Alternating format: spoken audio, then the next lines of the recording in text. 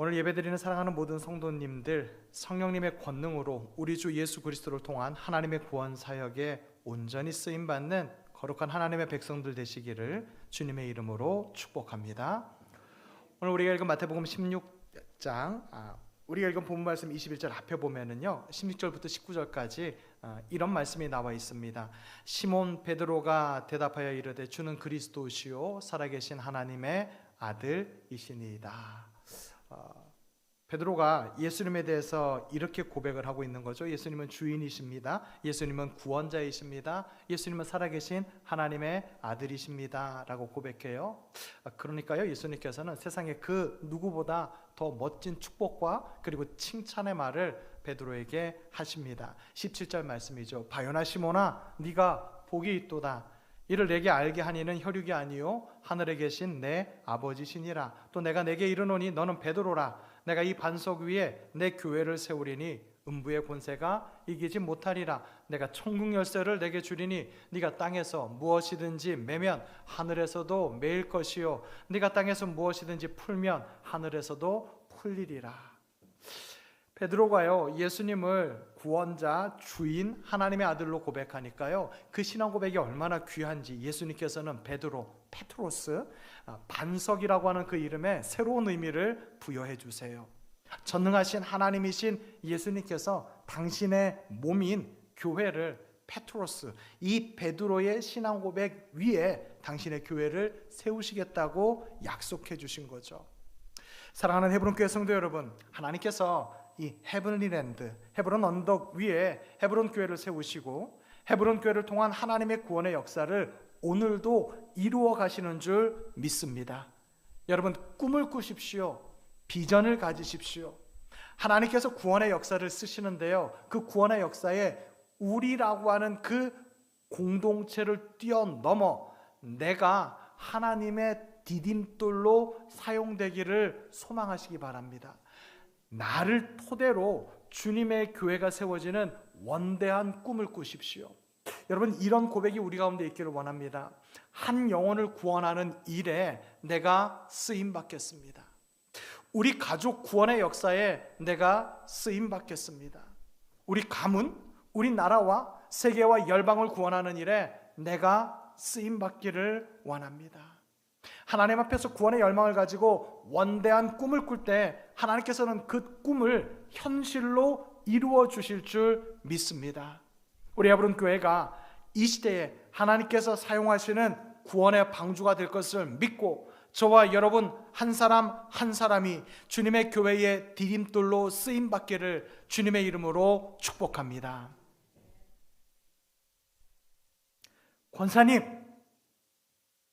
권사님 지금 귀신 들렸어요. 마귀가 권사님을 사로잡고 있어요. 정신 차리세요. 정신 차리세요. 아니, 지금 주님의 디딤돌로 쓰임 받는다. 아멘. 그리고 좀 한참 분위기가 너무 좋은데, 아니, 귀신이라니요, 마귀라니요. 이게 도대체 이게 무슨 말이에요? 베드로에게 일어난 일이에요. 한참 지금 신앙 고백하고 너무너무 분위기 좋은데 주님이 찬물을 끼얹듯이 베드로를 책망하세요. 사탄아, 내 뒤로 물러가라. 너는 나를 넘어지게 하는 자로다. 네가 하나님의 일을 생각하지 아니하고 도리어 사람의 일을 생각하는도다. 예수님은 인류 구원을 위해 십자가를 지겠노라고 말씀하셨어요. 그런데요, 주님의 뜻을 제대로 알지 못했던 베드로는요, 주여 그리 마옵소서, 이 일이 결코 주께 미치지 아니하리이다. 예수님을 붙들고 항변해요. 이 항변하는 것이 무슨 말인가 봤더니요, 주님 하시는 그 일은 부당합니다. 주님께 따지고 반대하는 뜻을 강력하게 펼치는 것이 항변하는 거예요. 근데 가만 보니까요, 베드로가 앞장섰을 뿐이지 12명의 제자 모두가 베드로와 똑같은 뜻이에요. 예수님과 가장 가까운 제자들이 예수님의 걸림돌이 된 거예요. 여러분, 여기서 우리가 잠깐 생각하고 넘어갈 게 있어요. 우리 흔히 하는 말이 있어요. 우리 늘 하던 말이니까 우리 한번 저를 따라서, 제가 한다고 생각하고 여러분들은 따라서만 해보세요. 하나님이 계시면 어떻게 그럴 수가 있어요? 난 이런 말 한 번도 안 해봤다 하는 사람은 더 크게 한번 얘기해 보세요. 한 번도 안 해본 말이니까 한 번만 더 해봅시다. 하나님이 계시면 어떻게 그럴 수가 있어요?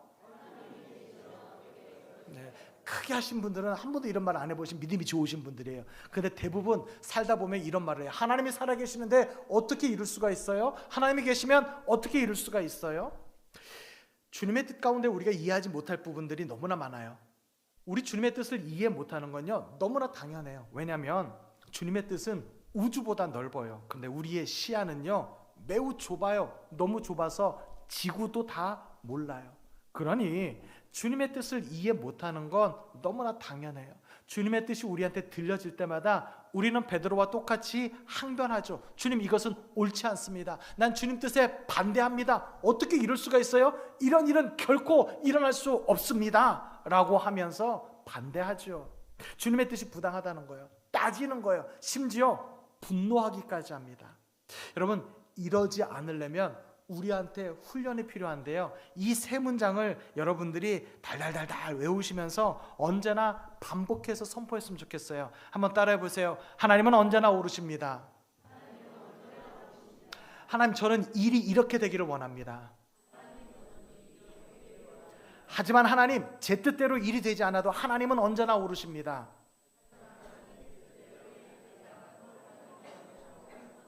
무슨 흐름인지 이해가 되세요? 한번 다시 해봅시다.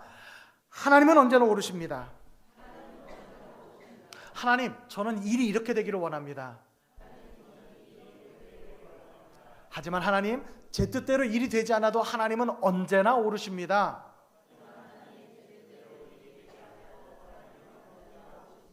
여러분, 이것은 신앙 고백이에요. 원대한 하나님 앞에서 옳고 그름의 기준을 아주 작은 내가 될 수 없다고 고백하는 문장이 이 문장이에요. 하나님은 언제나 오르십니다. 근데 하나님, 내가 원하는 것은 이렇게 됐으면 좋겠어요. 근데 하나님, 이 일이 이렇게 되지 않아도 하나님은 오르십니다 라고 고백하는 거예요. 그러면요, 하나님이 계시다면 어떻게 그럴 수 있어? 라고 말하던 사람이요, 아, 하나님이 계시니까 이렇게 하시는구나 라고 고백할 수가 있는 거예요.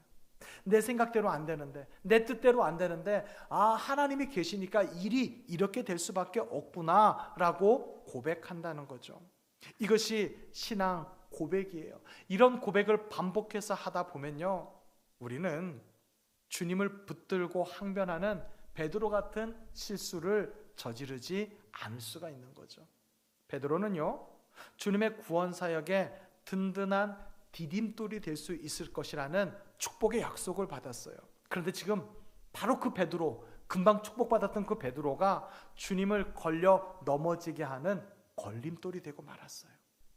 19세기 유명한 영국의 비평가이면서 역사학자인 토마스 칼라일이 이런 말을 했어요.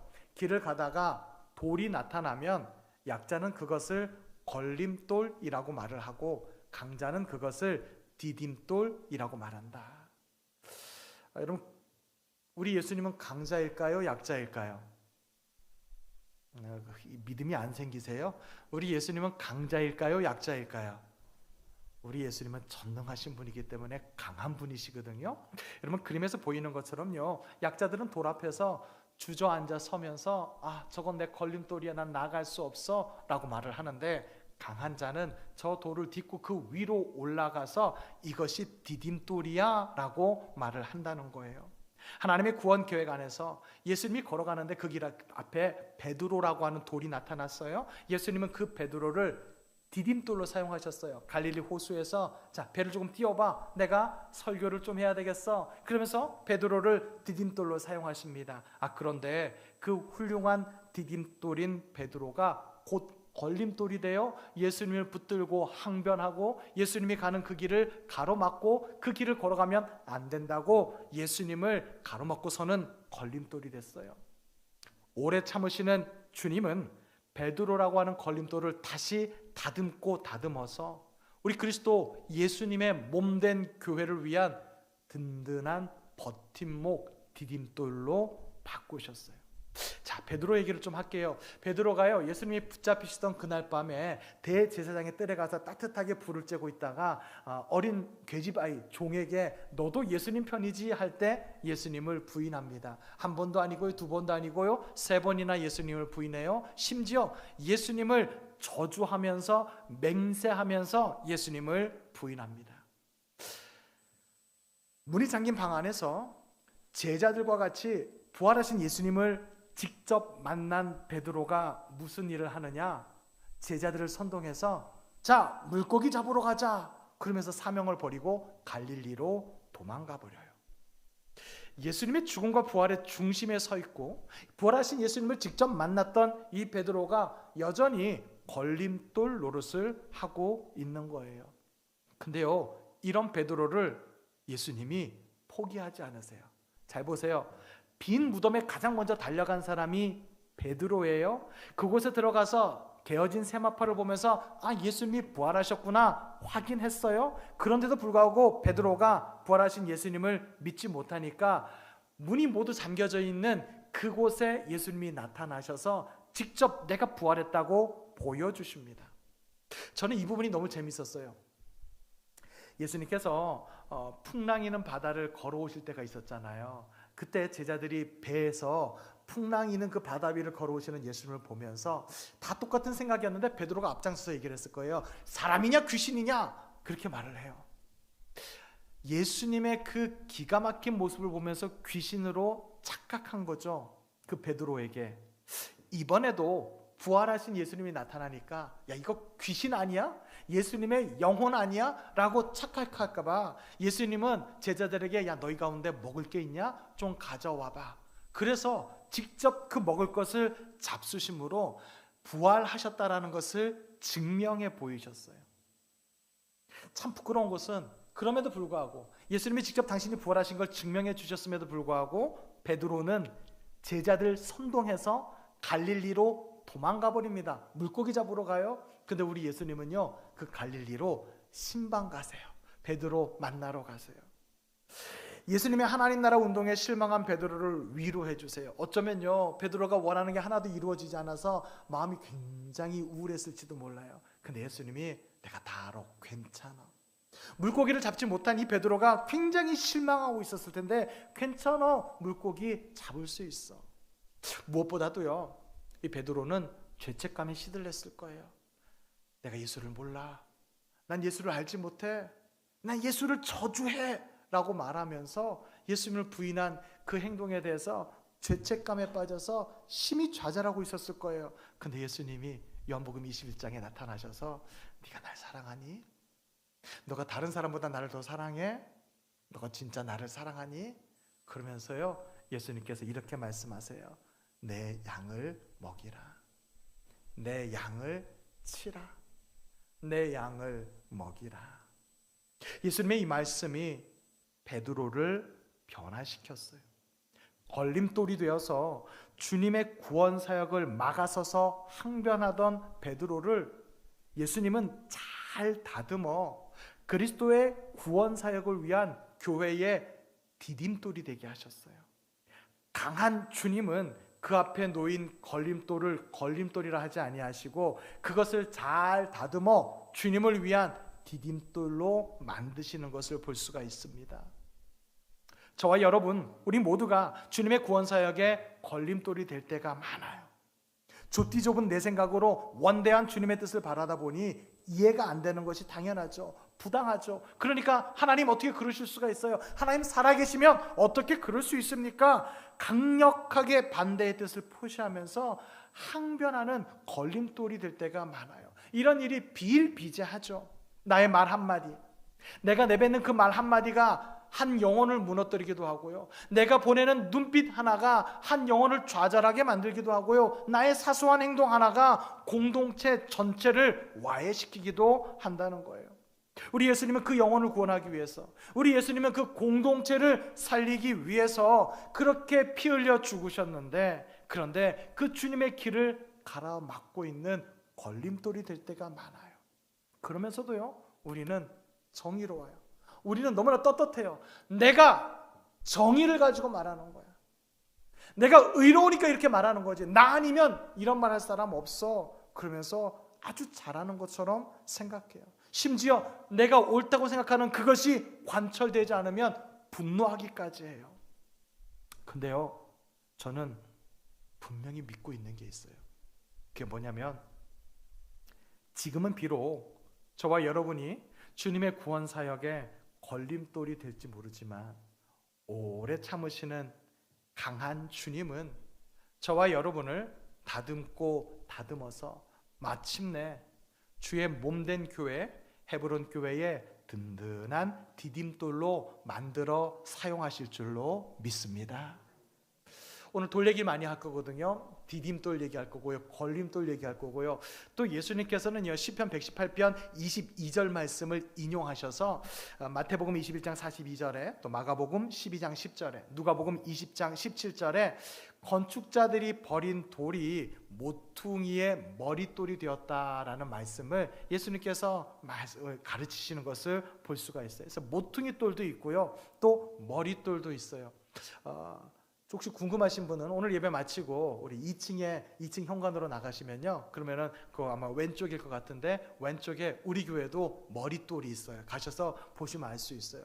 자, 우리는 조금 헷갈릴 때가 있습니다. 모퉁이 돌은 뭐고 머릿돌은 무엇인가, 이게 좀 헷갈릴 때가 있는데요. 머릿돌이라고 하는 것은 그 건축물을 지을 때 이 건축물이 언제 지어졌고, 그리고 누구에 의해서 어떻게 만들어졌고 하는 그 교회의 중요한 기록을 잘 새겨서 그 건물에다가 붙여놓는 걸, 이거를 머릿돌이라고 해요. 근데 여기 보시는 그림처럼 저 화살표 있는 저기가 모퉁이 돌이에요. 모퉁이 돌은요, 건물의 가장 밑에서, 잘 보시면 알겠지만은 저 모퉁이 돌이 빠지면은요, 위에 있는 돌들이 와르르르 무너지게 돼 있어요. 그래서 저 모퉁이 돌은 저 위에 있는 모든 돌들이 짓밟고 있는 형상인 거예요. 그렇죠? 디딤돌이 그런 거잖아요. 디딤돌이 누군가 딛고 올라서는 거 아닙니까? 모퉁이 돌도 그런 부분이에요. 또 저 그림에서 보면 알 수 있는 것처럼 저 모퉁이 돌은요, 이상하게 양 옆에 돌들이 자꾸 기대요. 치댄다 그러죠. 자꾸 의지하고 기대는 거예요. 그러니까 모퉁이 돌은요, 누군가가 짓밟고 올라가는 돌이고요, 모퉁이 돌은요, 누군가가 자꾸 의지하고 기대는 돌이에요. 굉장히 힘들고 피곤한 돌이 모퉁이 돌이라고 하는 거예요. 예수님은요, 모퉁이 돌이 되시기 위해서 십자가의 길을 걸어가셨어요. 베드로를 다듬고 다듬어 교회의 디딤돌이 되게 하신 예수님께서 먼저 모퉁이 돌이 되어서 짓밟힘을 당하심으로 모범을 보여주셨어요. 그 주님께서 오늘 저와 여러분들을 다듬어서 모퉁이 돌로 사용하시려고 해요. 여러분들이 누군가에게 짓밟히기를 원하시고, 누군가가 여러분들에게 의지하기를 원하시는 거예요. 사랑하는 성도 여러분, 우리 주님이 원하시는 모퉁이 돌이 되시기를 축복합니다. 쉬운 일이 아니에요. 어려운 일이에요. 여러분, 우리 헤브론 교회 모든 성도가 디딤돌 되시기를 축복합니다. 누군가가 든든하게 기댈 수 있는 버팀목 되시기를 주님의 이름으로 축복합니다. 예배는요, 또 특별히 설교를 듣는 시간은요, 언제나 결단의 시간이에요. 내 생각으로 주님의 뜻을 오해하고 항변하는 걸림돌이 될 것인가, 아니면 주님의 뜻으로 나를 다듬고 다듬어서 주님의 몸된 교회의 모퉁이돌, 남들이 짓밟고 올라서는 든든한 디딤돌이 될 것인가, 오늘 이것을 결단하는 시간입니다. 이 결단을 위해서 제가 열왕기하 6장에 나와 있는 이 도단성 이야기, 오늘 권호철 장로님께서 기도 시간에 기도해 주신 그 기가 막힌 열왕기하 6장에 나오는 엘리사 선지자 사환의 이야기를 여러분들에게 들려드리려고 그래요. 북이스라엘이죠. 북이스라엘의 적대 관계에 있는 아람 왕이 북이스라엘을 계속 쳐들어오려고 합니다. 군사를 보내기만 하면 기가 막히게 북이스라엘은 그 쳐들어오는 길목을 알고 그 길목을 지키고 서 있다가 잘 막아내는 거예요. 한 번도 아니고 두 번도 아니고 세 번도 아니고 계속해서 번번이 아람이 공격해 오면 북이스라엘은 기가 막히게 그 길목을 막아서서 공격을 차단시킵니다. 번번이 실패한 아람 왕은 마침내 우리 내부에 첩자가 있다. 누가 이 정보를 자꾸 북이스라엘에게 흘려보내고 있다라고 생각을 해요. 그러자 아람 왕의 신하가 왕이셔. 그렇지 않습니다. 저 북이스라엘에는 엘리사라고 하는 선지자가 있는데 그가 왕의 내실에서 은밀히 말하는 것까지 다 알아서 그래서 북이스라엘 왕에게 다 알려주기 때문에 우리의 길목이 다 차단되는 것입니다. 아람 왕이 화가 났습니다. 엘리사 선지자 어디 있어? 빨리 가서 잡아와. 어느 성에 있어? 여러분, 도단성이라고 하는 이 성 이름을 여러분들이 기억하시고 기도하셨으면 좋겠어요. 이때 후에 제가 다시 말씀드리겠지만 이 도단성과 같은 역사가 우리 가운데, 내 삶 속에, 우리 교회 가운데 일어나기를 원한다고 여러분이 기억하셨으면 좋겠어요. 살펴보니 엘리사 선지자가 도단성에 있는 거예요. 아람 왕이 화가 났습니다. 아람의 모든 말과 병거와 군대를 다 보내서 그 도단성을 삥 둘러쌉니다. 포위해버렸어요. 이제 끝장났어요. 엘리사의 수종 두는 자 이렇게 나와 있는데요. 아마 엘리사의 비서, 그러니까 엘리사의 사환일 거예요. 이 엘리사의 사환이 아침 일찍 일어나 보니까요, 아람 군대가 도단성을 삥 둘러쌌어요. 눈에 보이는 군대를 보니까요, 눈에 보이는 병거를 보니까요, 너무 무서워요. 너무 무서워서 엘리사 선지자의 걸림돌이 됩니다. 도단성 주민들의 걸림돌이 됩니다. 그가 이렇게 말합니다. 내 주여, 우리가 어찌하리이까? 내 주여, 우리가 어찌하리이까? 이 엘리사 선지자의 사환의 말 한마디가요, 사람들의 간담을 녹아내리게 하고요, 도단성 공동체 모든 사람들의 마음을 무너뜨릴 수가 있는 거예요. 그러니까 이 엘리사 선지자의 사환은요, 엘리사와 그 도단성 사람들의 걸림돌이 되고 말았어요. 그때 엘리사 선지자가 하나님께 이렇게 기도합니다. 여호와여, 원하건대 그의 눈을 열어서 보게 하옵소서. 여호와여, 원하건대 그의 눈을 열어서 보게 하옵소서. 그랬더니 하나님께서 그 사환, 그 청년의 눈을 여셨는데요, 그 사람이 보니까 아람 군대의 말과 아람 군대의 병거 그 뒤쪽에 산에 하나님의 불말과 하나님의 불병거가 가득했대요. 그러니까 하나님께서 천군 천사를 보내서 아람 군대 뒤를 삥 둘러싼 거예요. 여러분, 이 기도가 여러분의 기도가 되기를 소망합니다. 세상이 여러분들을 둘러쌀 수 있어요. 세상의 문제가 여러분들을 둘러싸고 여러분들을 위협할 수 있어요. 하나님, 그런데 세상이 나를 둘러싸고 있을지라도 그 바깥에서 하나님의 불병거와 하나님의 불말이 나를 둘러싸는 기적을 경험하게 하여 주시옵소서. 여러분의 헤브론 교회를 세상이 둘러싸고 세상이 교회를 무너뜨리려고 할 수 있어요. 그런데요, 하나님의 불병거와 하나님의 불말이 그 세상의 모든 군대를 둘러싸서 하나님의 승리를 우리 헤브론 교회에 보여주실 줄로 믿습니다. 그래서 여러분, 도단성을 기억하고 기도하셨으면 좋겠어요.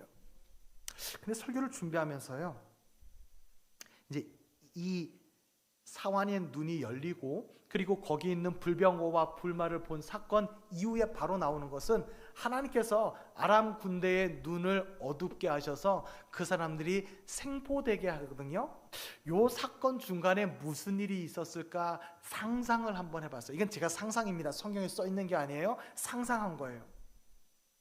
이 엘리사 선지자의 사환이 너무너무 무서웠어요. 마치 가나안에 정탐 갔던 그 10명의 정탐꾼들이 우리는 이제 끝났다, 죽게 되었다 그랬을 때 이스라엘 백성 전체가 실망하고 낭망했던, 그래서 밤새도록 울었던 것 같이 이 엘리사의 사환이 큰일 났다, 아람 군대가 우리를 빙 둘러쌌다라고 말을 했을 때 도담성에 있는 백성들의 간담이 녹아내렸을 거예요. 아마 그들의 걸림돌이 되었을 거예요. 그런데요, 그의 눈이 열려서 하나님의 불병거와 하나님의 불말을 보고 나자 이 엘리사의 사환이 180도 바뀐 거예요.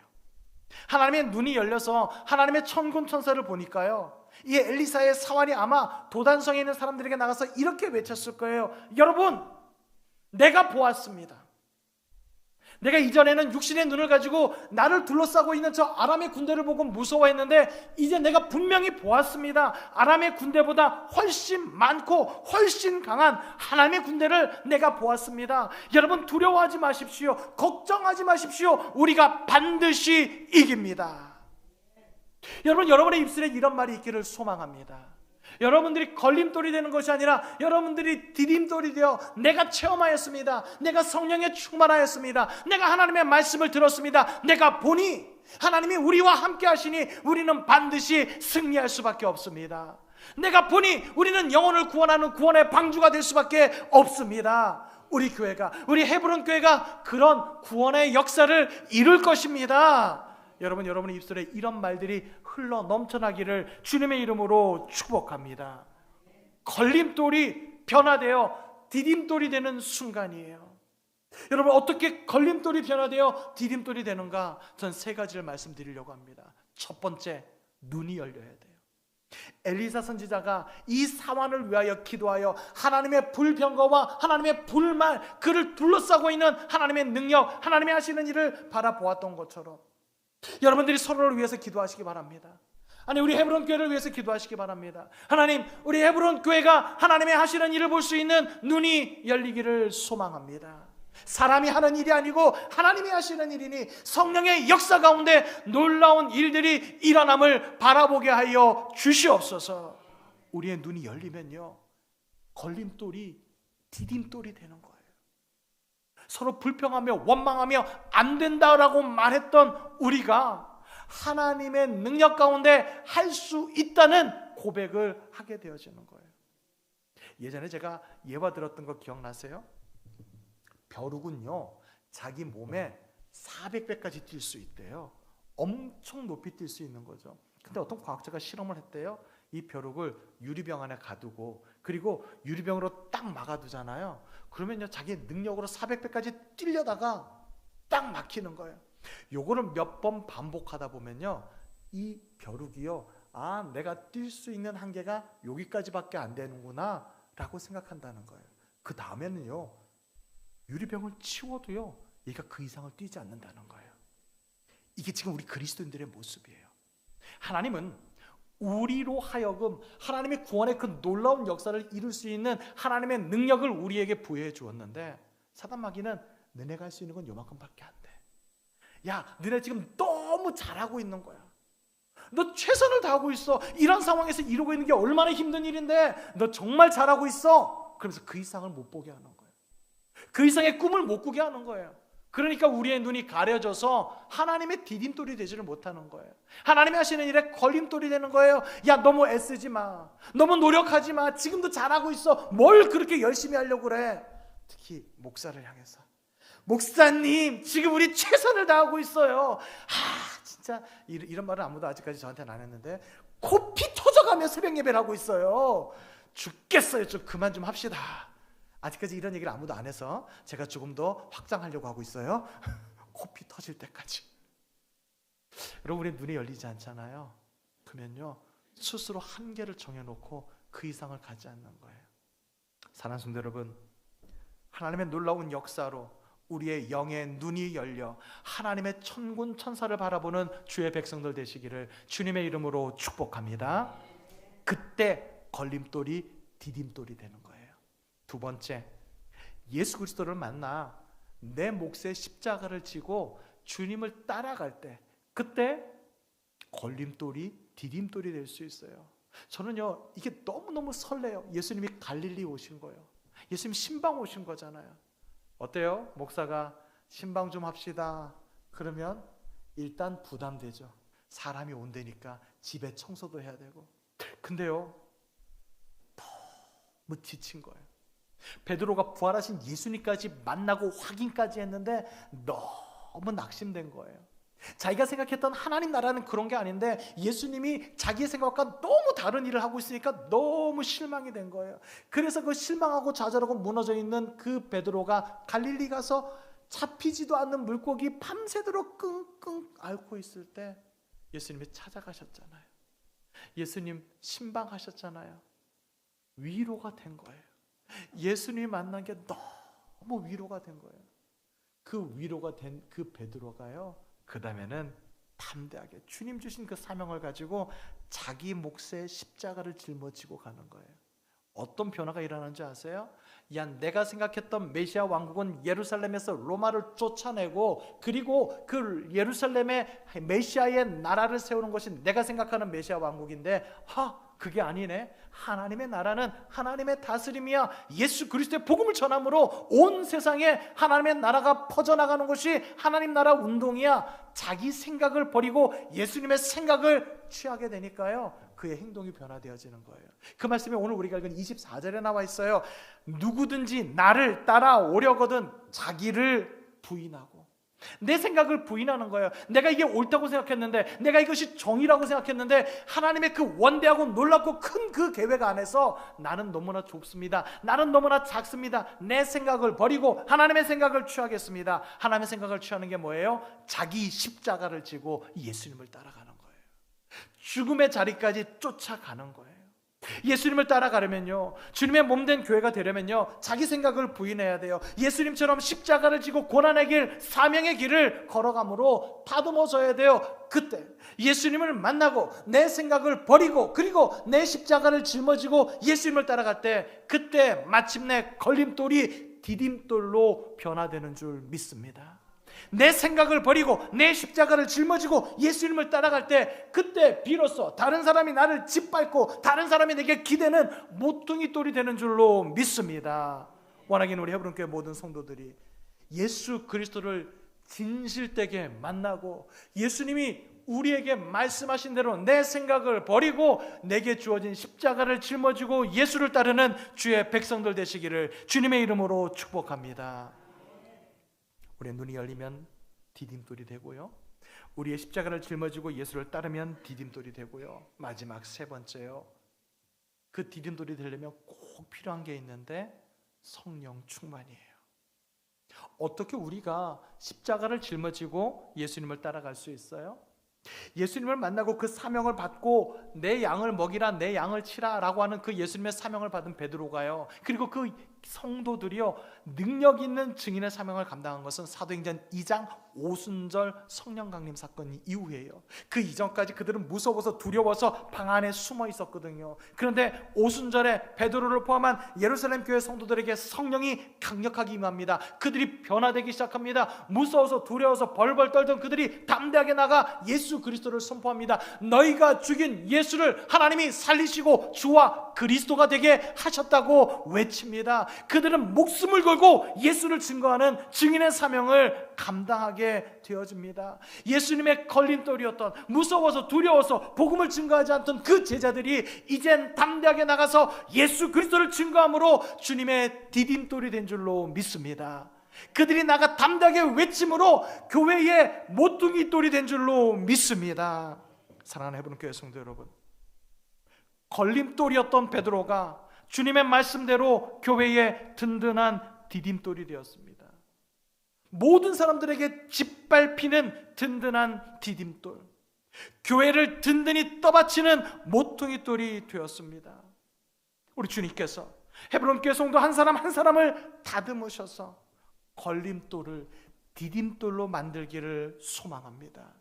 뜨겁게 기도하며 찬양하는 가운데 우리의 눈이 열려 모든 사람들을 받쳐주고 모든 사람들을 기대게 해주는 든든한 버팀목, 디딤돌이 되시기를 주님의 이름으로 축복합니다.